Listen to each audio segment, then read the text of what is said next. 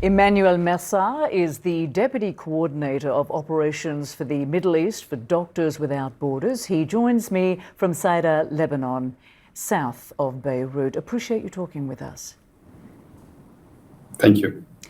So as Israel's offensive in Lebanon continues, it's estimated that 570 people have died so far, and that includes at least 83 children. Many more people have been injured, and all this is creating a humanitarian crisis with hundreds of thousands displaced. What are you and your organization witnessing on the ground there?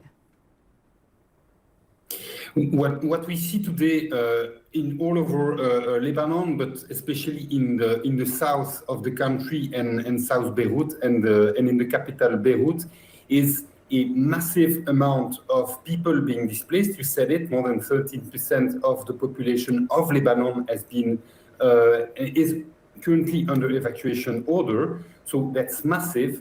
And no system can cope with such a big amount of displaced people. We are seeing shelters being improvised on a daily basis, with people arriving with barely only the clothes that they have on their back and nothing more, struggling with medical care, with food, with shelter, with also basic commodities such as hygiene kits and things like that. So we are trying to provide support to the displaced people in the shelters that are existing, but also in the community, because there are a lot of people that are also trying to find solutions in the community outside of the shelters, because now pretty much all shelters are full and the conditions are really, really bad. I mean, to give you an example, we were working yesterday in a shelter where we had a bit more than 800 people in that shelter. There were 8 bathrooms for the 800 people. That just, it doesn't work. And we are now creating all the conditions and we're already seeing a lot of medical conditions of those very, very bad conditions. And the fact that people have been rushed out of their homes, if they were lucky enough to be under evacuation order, because I mean, we are talking about the evacuation orders, but we should also talk about the fact that there are strikes that are happening a bit at any moment. I mean, 48 hours from my balcony, I heard 2 strikes in a refugee camp that is close by. There was no evacuation order, there was nothing. It's in a refugee camp. It's crazy to think that you can bomb inside a refugee camp. It's something that we can difficultly comprehend. That's quite crazy. So yes, the humanitarian needs are very, very high at the moment in Lebanon. We are trying to respond as much as we can, but to be fully honest, we really struggle. That's right. The needs are massive. And that's it. I mean, those numbers, 760,000 people displaced, 13% of Lebanon's nearly 6 million population. And you say that the shelters that they're going to are full for the most part. So what happens to those people who can't fit in there? What happens to the elderly, to pregnant women who are really struggling in a situation like this when you're told to flee and to get out of an area quickly or you'll be killed by strikes? You have no other solution that's trying to get your children out of the way and try to shelter where you can find. A lot of people in Beirut, for example, are also sleeping outside.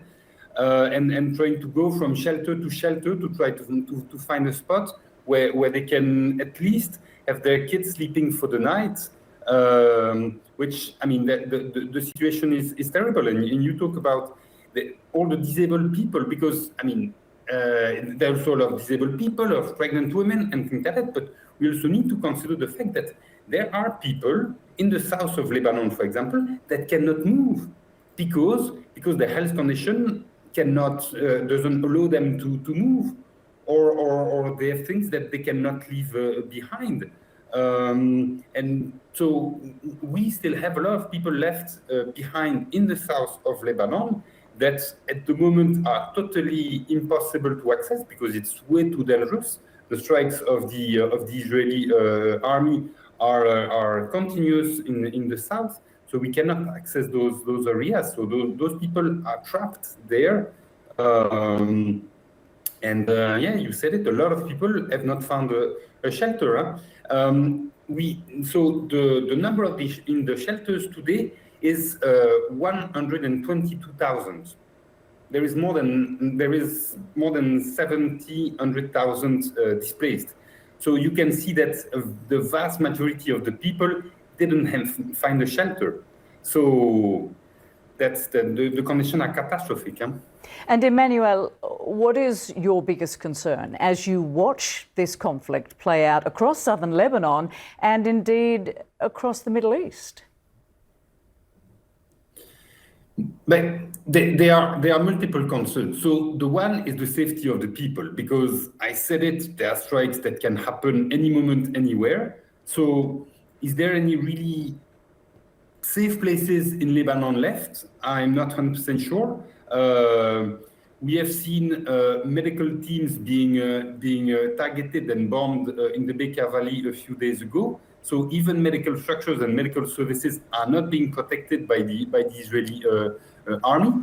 That's unfortunately a pattern that we are really used to because we have been working in Gaza since the beginning of the war and for quite some years. So we see this targeting also of the medical facilities and also the bombing of the camp. So the safety of the people is definitely something that is of big concerns, and obviously access to very basic things such as water, such as food, such as medical care remains a big challenge, and this will definitely create big problems in the very near future. Emmanuel Massart with Médecins Sans Frontières in Lebanon there. Many thanks for joining us. We appreciate it. Thank you.